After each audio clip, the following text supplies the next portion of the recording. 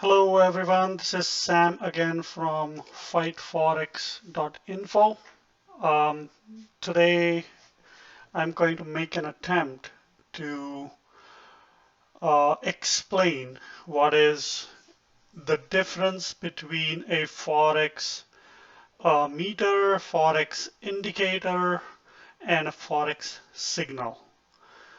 Before I get into it, I just want to make it clear that I'm only providing my opinion. I'm hoping that this will help you understand some of these concepts that I just mentioned, but it's all in context of my experience and my meters and signals that are available on my site, FIGHTForex.info. So I'm going to talk in reference to what I have this on the site. So some other people may want to define the signal or a meter or an indicator in a different way. But this is my definition, and it's also intended for all my site users to be able to understand the different services and products that we provide on the site and what each really means. So when we say a currency strength meter, what does that mean, right? So there is a couple of meters on the site. One is a currency strength meter, one is a trends meter, currency trends meter, and then there is a currency trends matrix, which is another meter combined with a signal that we provide. And then there is a trend signal, and then there is a trend alert. So the video is really intended to kind of try and explain the fundamental differences between these three things. What is a Forex meter, for example, currency strength meter, what does that mean? And then what is a signal? So on our side, you'll see that there's this trend signal, which is a combination of currency strength and trend signals. And what does that mean, right? Um, so before I continue, I would like to also make one quick point. One of the reasons that I'm making this video is also to uh, provide some more insights into what is free available for free on the site and what people have to pay for. So all the meters like strengths, trends, and matrix are freely available on the site, whereas the signals, which is a trend signal and a trend alert, these are like signals slash alerts. These are not free. These that our users have to pay for. Okay, so that's the fundamental difference between the services we provide. Anyway, so let's go back. So let's first look at the definition of a meter, right? So meter is as per our definition, is a snapshot of certain parameters or values at any given time, right? So it is just a snapshot of when you're looking at the values. So for example, these are the currency strengths last updated on July 10th, 1946 UTC time. So as of this time, these are the values. This is the snapshot. 5 minutes ago, 15 minutes ago, the values would have been different.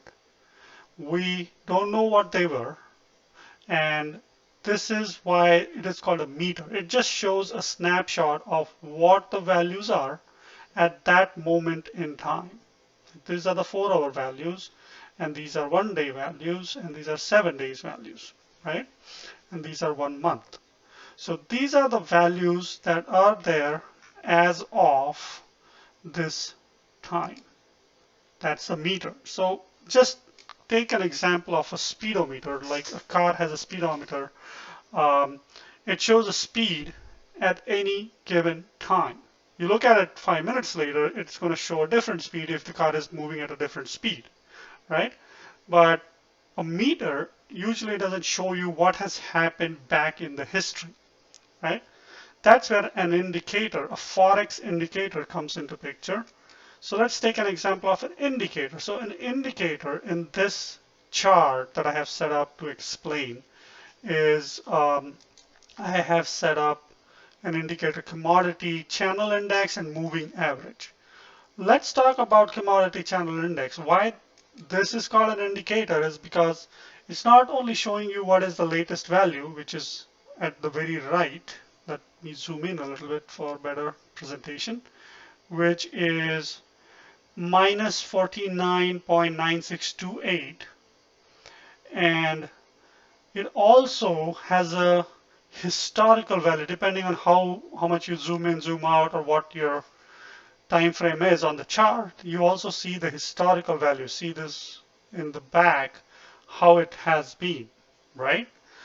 As the time progresses, it kind of shows you the current value and whatever your zoom level is or whatever chart you're putting it on. It also shows you the historical values as well. Same thing for the moving average. It shows the current value, which is 0.94492, and then it also shows what the value has been, what is the um, values in the past. So showing that kind of a picture, which is snapshot of as of now versus, and also, not versus, and also the historical values, that's the indicator.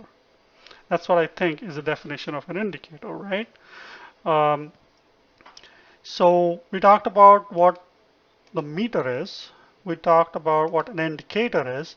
And let's finally talk about what is a signal, right? So a signal, like in our side, there is this trend signal, is basically a recommendation usually for trading. So in terms of Forex, when somebody says they want to give you or send you a signal, what they're going to send you is essentially when that signal is issued, what currency pair the signal is for, what is typically the entry price, and what they want you to do at that point. So if you receive the signal, they want you to buy. So in this case, they want you to buy GBP USD at or around this entry point.